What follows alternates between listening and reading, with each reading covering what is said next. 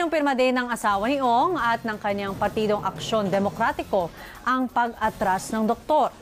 Confirm, umatras na nga si Doc Willie Ong, nakakapanghinayang dahil mas kailangan siya ng bayan kaysa sa politiko na mas gusto protektahan ang buhay ng mga drug addict at kriminal. Matatanda ang ibinalita ni Ong na mayroon siyang cancer noong Setyembre ng nakaraang taon.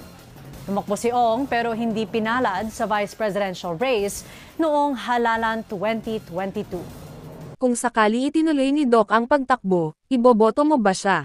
Umatras na sa pagtakbo sa pagkasenador si Doc Willie Ong sa halalan 2025. Sa kanyang anunsyo sa social media account, sinabi ni Ong na ito'y para bigyang prioridad ang kanyang kalusugan. Nagpasalamat at humingi siya ng pag-unawa sa mga sumuporta. Sinabi rin niyang patuloy siyang tutulong sa mga Pilipino sa abot na makakaya. Susuportahan din niya ang mga kandidatong nagtataguyod ng aniyay tamang pamamahala. Kinumpirma din ng asawa ni Ong at ng kanyang partidong Aksyon Demokratiko ang pag-atras ng doktor. Matatanda ang ibinalita ni Ong na mayroon siyang cancer noong Setyembre ng nakaraang taon.